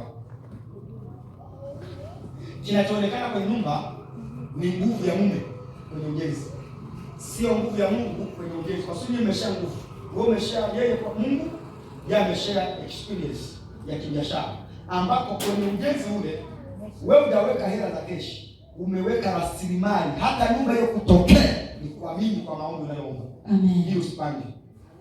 Sasa basi, wewe unataka kuingia kwenye nyumba kwa shauku, sio kwa imani. Kuingia kwa imani kwenye nyumba, unanielewa vizuri? Unachukua sehemu ya fedha za kodi. Mwana, Baba na Roho. Unaifunga ile sadaka, unakuja unaitoa. Mungu, nihamishe kwa yaani kodi yangu nimekupa ili nihame kwenye nyumba nimejenga. Maana yake hii kodi isababishe mazingira ya ukamilifu wa nyumba ili niingie kwenye nyumba kwa heshima ya jina lako, si kwa sababu ya shida ya kutaka kwenda kwangu. Amen. Haleluya. Aya, jambo hilo limefanyika? Aya, kama halijafanyika, wewe hauhami kwa imani, unahama kwa shauku. Anayeamini kuhama nyumba anakojenga kujakamilika. Wewe si kama kwenda kwenye pagara, wewe sio mfalme, wewe ni mkimbizi. Yaani wewe umejenga nyumba ingie kwenye pagara, mtoto mzuri kama wewe, haiwezekani. Maana yake utakuwa Yesu naye atashangaa. Huyu mama amekuaje? Nyumba haijaisha, si kweli? Bado times tu. Sasa ndio haijaisha. Useme mpaka haijaisha na maji bado. Sasa mama utafanya nini za jamii? Kwani kata. Ni ngumu sana. Hapa niambie tuseme. Aje sasa. Unasikia jina maneno yote. Kinachofanyika ni kwamba yeye ana shauku ya kwenda kwake. Hana imani ya kwenda kwake. Sasa wewe unaandaa shauku ya kufungua vitanda. Lakini Mungu anajiuliza, nyumba hii ambayo mimi labda anaingiaje huyu bila mimi? Sababu ananiangalia kama mara mbili. Hajai kukuta ya mama. Hivyo akasumbuka sana. Aliamaga hivyo akasumbuka sana. Nilihama hivyo nilikuwa sijaweka hata, tulikuwa tuna magrill kwenye nyumba yangu nikahama. Nikaweka Kesho ukaweka karatasi. Sasa ngoja mama, tuelezee ile tabu uliyopitia baada ya kuhama. Sisi tuliweka tu karatasi kwenye milango. Mvua ikinyesha inapita. Baadaye Mungu kanisaidia tukaweka vioo hivyo mpaka tumemaliza. Sasa hapo mtu alikuja kwenye ile nyumba saa hii, angeona wewe umechanganyikiwa. Lakini leo akikuja, inawezekana kwenye mtaa wewe unaonekana mama mwenye kitu kuliko wewe. Lakini mwanzo unakuwa na kitaa. Hata pale wilayani waambie nipeleke pale chini kwenye ile nyumba. Ile nyumba nzuri yenye makaratasi. Nyumba yenye makaratasi. Sasa nyumba nzuri makaratasi wewe. Au naongea baya. Bwana asipojenga mji, wanaojenga wanakesha bure. Na Bwana asipolinda mji, wanaolinda wanakesha bure. Kuamini juu ya jambo ambalo nataka Mungu alikamilishe, lazima uinunue ile neema. Yeye na wewe. Haleluya. Juzi mama, nimefundisha nini juzi? Jumapili nimefundisha hayo ni mambo. Kwa mfano, sijui alifanyaje wakati nyumba inajengwa mwanzoni. Yangekuwa ana ufahamu. Alitakiwa ajenge kwa kufungua malango kwenye madhabahu. Amen. Yaani jiwe la msingi ulijenge kwa madhabahu. Unajua hata hiyo utafanya. Usipo ujui. Fungue malango ya ujenzi kwenye madhabahu. Kisha fungua malango kwenye madhabahu, hata ukifika ile saa ya mwisho, una uwezo wa yaani hakuna haiwezekani. Ukifungua malango ya ujenzi mbele za Bwana, ukataka Mungu akujengee, huwezi kukwama. Na haya mambo mengine mbele ya safari hayatakiwi, kwa sababu umeshafuata kanuni ya kwanza. Hayatakiwi. Kwa huyu aliangukia pua. Sasa mimi nataka nimhamishe. Amen. Ahame. Amen. Sasa namhamishaje? Nasema hama, anahama. Hawezi hama. Kilichomshinda ahame kwa namna nzuri ya heshima, anatakiwa yeye ajenge pamoja na Bwana. Amen. Amen. Ili Bwana ampe kibali cha kumiliki. Amen. Nimemaliza. Niendelee na vitu vingine. Ni sawa sio sawa? Mzakaona hiyo imekaje? Baada ya leo. Baada ya leo. Ataelewa vijana na Bwana anaelewa. Nimeamua kukusaidia. Maana akaenda afanye ambapo malizia afanye 1, 2, 3 afanye 1, 2, 3 wahame.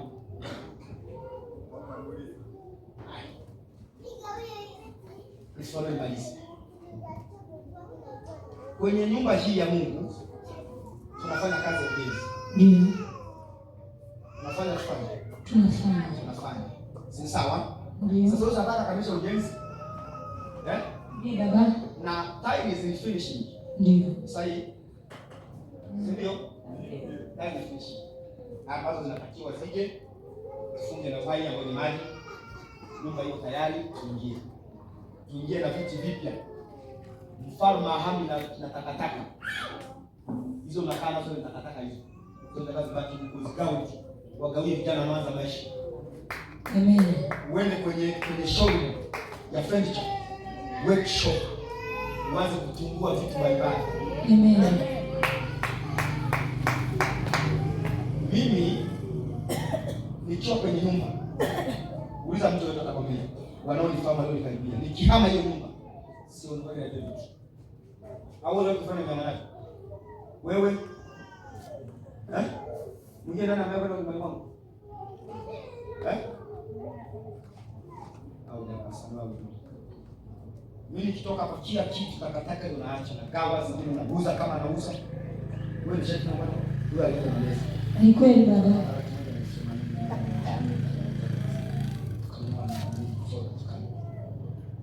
Sio uongo. Sio uongo. Sio uongo mimi. Toa kila kitu. Kwenda sasa. Na hana kifaa. Amen. Amen.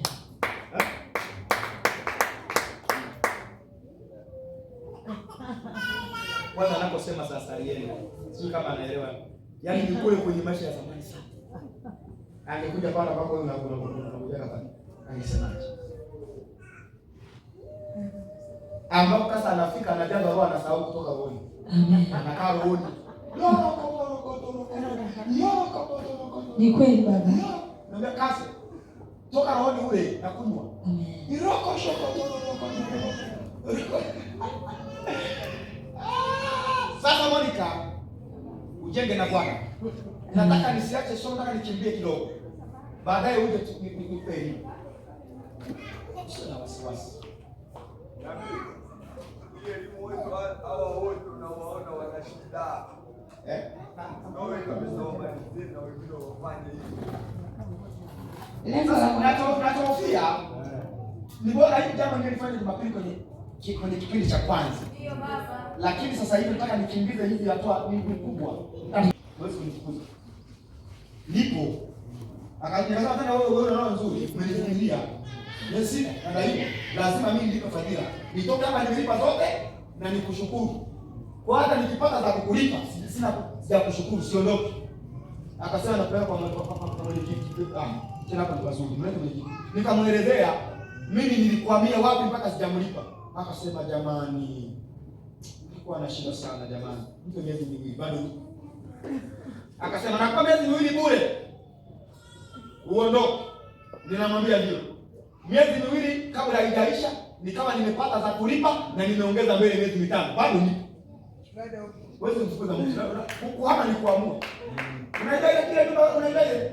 Hapo. Ni hapo. Hapa. Unaenda pale. Hapo. Akasema lakini unasumbua sana, niambia hapana. kipindi cha mapito kimeisha. Kwa nilikuwa mimi kwenye mapito ya darasa la Mungu. Muda huu sina mapito. Utalipa vizuri au kutaka nilipe hata miaka miwili. Total nalipa. Akasema wewe umepata ile mambo na sina hela na imani. Unanielewa eh? Kwa hiyo huyu nitalifundisha vizuri. Usije hata mara moja, hata kama mume wako hajaamini akaanza kazi ya ujenzi, hakuna sadaka umeileta kwa madhabahu. Usifanye kosa. Usifanye kosa. Na usiingie kwenye nyumba bila kuvunja roho za ardhi ambayo umeweka makazi. Usifanye hivyo. Zile ni mali zinamilikiwa na Mungu. Wanaowauzia viwanja hiyo mjengo ni watu waliopata pesa kwenye ulimwengu wa giza, ambapo ulimwengu wa giza una ushirika halali wa kile kiwanja kwa sababu imani yao walipata kwa roho za miungu zao. Umenielewa ninachosema? Sasa unapohitaji kuingia kwenye yale makazi ili mfalme wa hilo anga aondoke, lazima umlete kwenye madhabahu mkanisa. Amen.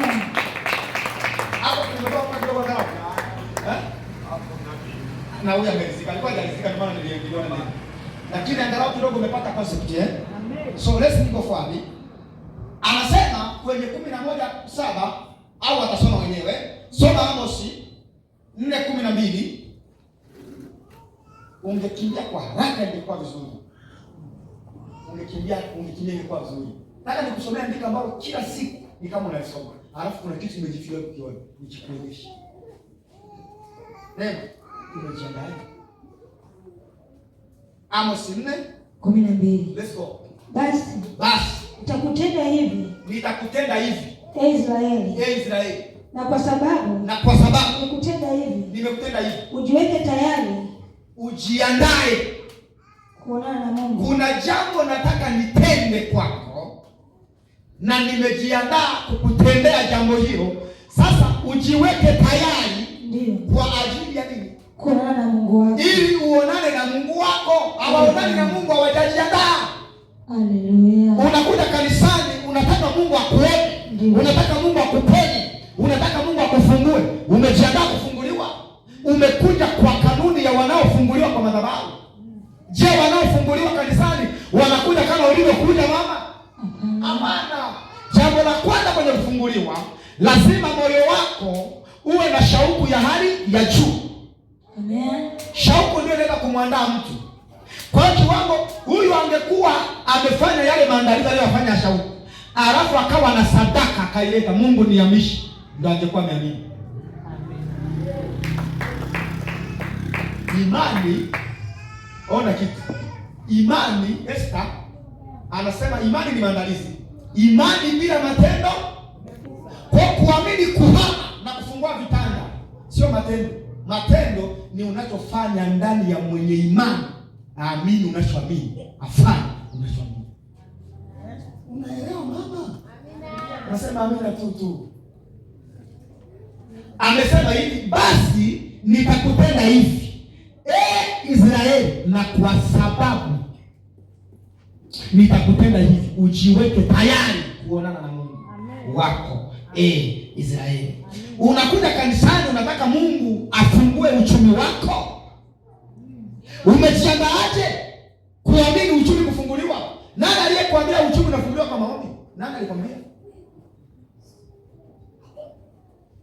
Naamini kufika mwezi wa 9 takuwa tajiri sana. Sasa Mungu ana hilo jambo, najua kwenye ulimwengu wa roho limefanyika. Ila ni nini kitakachovuta uchumi mikononi mwa watu kukuletea wewe ambaye uko empty set uwe na unachokiamini? Ni nini umekileta hapa kanisani? Kwa sababu ni watu wamekufa. Mbona unaendelea vibaya? Lakini mbona mimi naendelea lakini? Yaani unakuja unasema hivi, mimi naamini. Yaani haiwezekani. Nikapanga mpaka mwaka kesho. Mwaka kesho utakuwa una kodi. Yaani achana kwa kupanga. Yaani maana yake unachotabilia wewe ni kwamba wewe bila mwaka kesho siwezi kuwa kwenye upangaji. Utakuwa unapakuishi.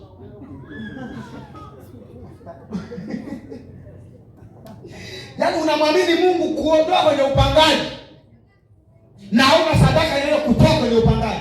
Nataka nikwambie, huo muda utafika, kodi huwezi kuilipa. 20,000 huwezi. Nimekwambia uongo. Nakupa njia za Bwana ili uzielewe. Kwamba unapanga. Unaamini Mungu kujenga. Sasa kujenga na Mungu sio kuamini rohoni, ni kile unachotenda kwenye ufalme. By the way, kuna kitu kanisa hili litafunuliwa. Kwa mfano, nikwambie kitu cha ajabu sana. Kwenye nyumba hii ya Mungu ambayo sisi tuna vitu vingi vya kumtendea Mungu, kuteka baraka zake zinazoweza kutunyanyua. Kwa sababu Mungu anajenga, Mungu ana kazi nyingi hapa kanisani za kufanya ili tuweze kuchukua ule upako na ile sema ile neno. Maeneo mengi. Unaelewa eh? Yaani unaweza kujihatarisha wewe kwa ajili ya kile unachokitamani Mungu akifanye. Kwenye kazi ya Mungu leo unasema hivi ngoja, unaamua kujitungua. Imani yoyote ambayo mtu ana matendo yaliyozidi hawezi kuidhibitisha. Kwa mfano, utawacha vitu. Unataka Mungu akubadilishie aina ya maisha ya nyumba wanajenga kwenye familia. Kuna viwango vya familia wanavyojenga na wewe ndio maono yako. Una maono yaliyozidi ya watu wa kweli. Na baadaye utakuja uone, utafanya vitu vinyonge kama vya wao. Hata kama utakuwa una viwango vizuri vya uchumi, kiwango cha kufanya kitu kikubwa zaidi ya wanayofanya jamii yako, uchumi utakwama. Utasema hata kama nimeshindwa, ngoja angalau na mimi nibaki na kahivi. Umeshakwama. Sasa unajitungua. Wewe unaweza kununua mkataba na Mungu wa maisha yako ya ujenzi, ya biashara, ya kazi, yasiwe yako. Unakuja kwa Bwana. Mimi nataka nijihatarishe. Unataka kwa nini? Nataka mimi kwa mfano kama sababu wewe umesema unajenga choo. Choo thamani yake ngapi? Tunakuwa mahesabu. Choo milioni 7. Labda tunajenga. Wewe unasema najihatarisha kwenye hiyo hela. Andi mimi chochote nitakachotaka nitafanya. Alafu nguvu zangu zitakapoishia, Mungu atakuwa anajua nilikuwa na dhamira ya kufanya pakubwa zaidi ya hapo. Ila nimeishia. Usiishie kwenye kuchangia 20,000.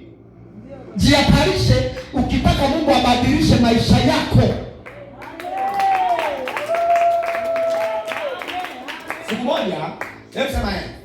Siku moja tukaanza kujenga choo pale kanisani kwetu zamani zile. Unanielewa? Mimi nikamwambia Mungu, by the way Esther, mimi ni mmoja kati ya watu ambao kukaa kwenye vitu vya watu. Yaani mimi ni mtu asiyekukaa kwenye vitu. Yaani usione vikaemo ni ajali na nikuta. Lakini mimi sitaki kwenye vitu vya watu. Nataka nione vitu vyangu. Kamwambia Mungu, mimi nataka unifanyie jambo hapa. Unipe neema ya kufanya kitu. Yaani sio neema ya kubarikiwa. Mimi sitaki kubarikiwa. Nataka Mungu anipe neema nifanye kitu kitakachosimamisha baraka nayoiomba. Amen. Kwenye nyumba ya Mungu.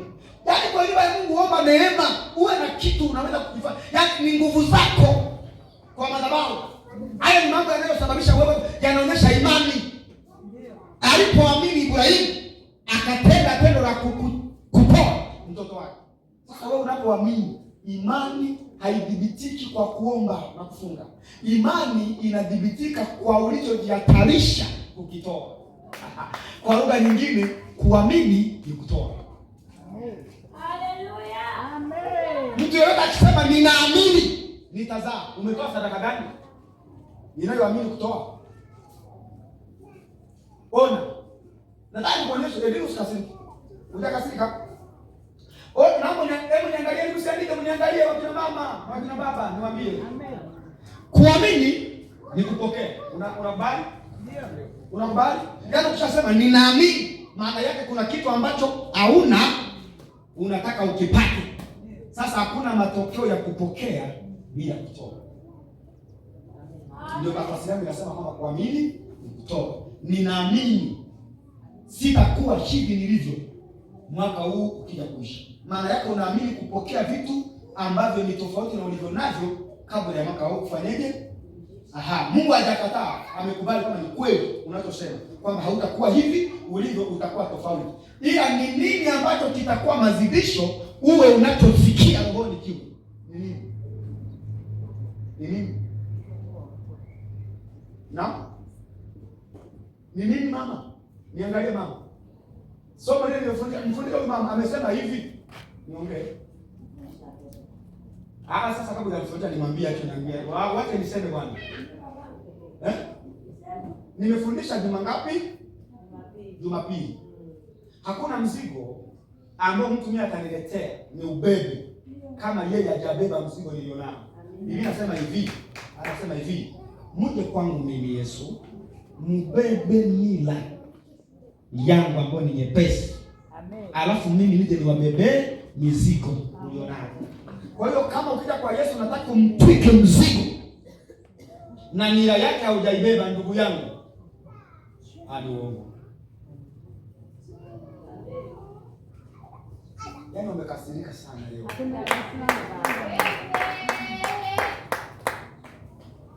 Baba, unibebe baba, unibebe baba maisha yangu. Wewe umeshabeba msalaba. Na mnataka kunambia msalaba tunaubeba. Wewe kwa ajili ya maji ya kanisa. Umeme wa kanisa. Usafiri wa kanisa. Sasa hapo nataka hizo kubebeka. Ndio maana mnakosa nauli na kutoka miguu. Kwa sababu hamjawahi kuwa sehemu ya usafiri kwa matabaka. Yaani sina nauli kabisa. Uipateje nauli wewe? Uipateje nauli wewe? Kupata nauli wewe ili uipate nauli, lazima wewe umeshampandisha Yesu usafiri. Amen. Unataka gani? Sasa wewe umeninunulia nini? Jitunga siku moja. Uje baba, service yangu leo mwezi mshingapi? Tukuandikie na kitani. Neno tukupe na gari pale kufanya service. Tuweke gari. Mungu anaona hii nia iliyoweza kufanya service ya gari ya madhabahu. Nikimpa gari yake hawezi kuingia washirika kuwabeba kwenye listi. Wakalia kanisa, mnachafa gari yangu. Wewe.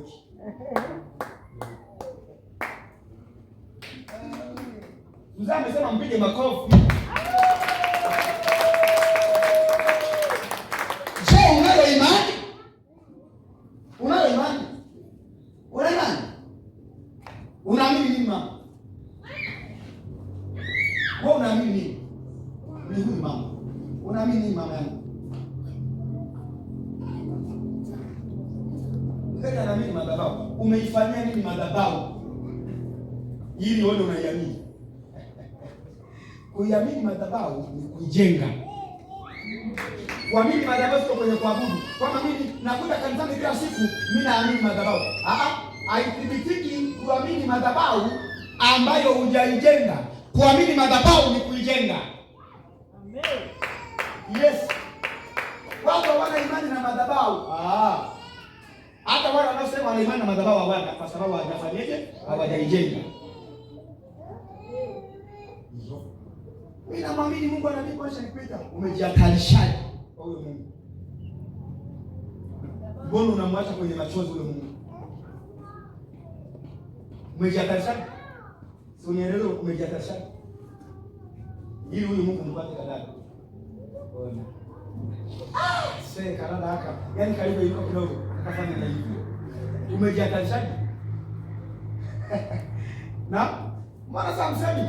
Ende. Umejihatarishaje kwa ajili ya Mungu? Unajihatarisha kwa ajili ya Mungu. Ili uonekane unamwamini.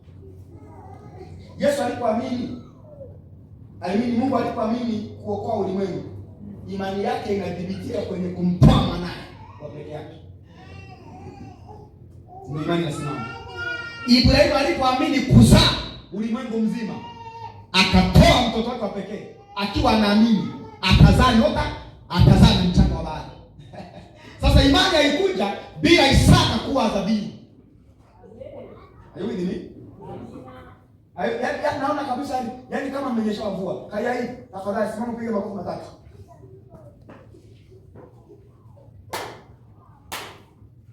Amen. Jamani kanisa mnanielewa? Umejiandaaje? Isaya 54:1 hadi 4 ni kuonyesha nguvu ya kujiandaa. Anasema kwa kuwa Mungu anataka kutende jambo. Yaani wewe uko hapa kanisani, mambo ya ibada yanaendelea, wewe kama vile havikuhusu. Alafu nabii akija kuhubiri ndio unaanza kujiandaa kupata muujiza. Yeye hivi. Muujiza utendeki unaposimama. Muujiza unatendeka jinsi ulivyokuja kupokea huo muujiza. Haleluya. Ibada. Mpembeo wa ibada wa mtu utakavyokuwa akiwa kanisani hauonekani anapokuwa kanisani anajua mtembeo wa ibada utakavyokuwa akiwa nyumbani, si kwa kushukiwa na Roho Mtakatifu, ni kwa kiwango alichojiandaa yeye kwa kujiombea, alichojiandaa yeye kwa kunyenyekea utakatifu kuja kwenye madhabahu. Akifika kanisani, Roho wa Mungu anafanya impartation ya moyo ulio tayari kwa muda wa kuchota kwa Mungu. Haleluya! Yaani unataka uwe rohoni ukiwa kanisani? Mama, hapana. Ndio. Hapana. Lazima uwe na muda mzuri utengeneze. Haleluya. Uamke umwambie Mungu. Ndio. Hadi shina yopitia Mungu. Ndio. Na mimi nimechoka. Maisha ya huyu baba nimeyachoka. Ila sijakuchoka wewe, ninakuamini. Usiku huu ninautumia kuongea na wewe. Chukua neno la majibu ya maisha ya familia hii. Chukua neno la majibu ya kazi hii. Chukua neno la maisha ya biashara hii. Chukua neno, unanielewa mama? Chukua neno la uchumi wa familia hii baba, kwenye kinywa cha mtumishi wako anaposimama kwenye madhabahu. Ninaomba mwelekeo wake wa anachofundisha. Huo umeniwekea neno, atakapolizungumza nijue baba umeniona ambacho nimekuwa usiku wa leo. Lazima uwe umejiandaa. Hiyo ndio imani. Huwezi kuja kanisani umelala kuanzia saa 5, sijui saa 4, sijui saa 2, sijui saa 4 mpaka asubuhi saa 1. Ndio nakuta sema leo lazima nimuone Mungu. Kafu mondo huwezi kumuona.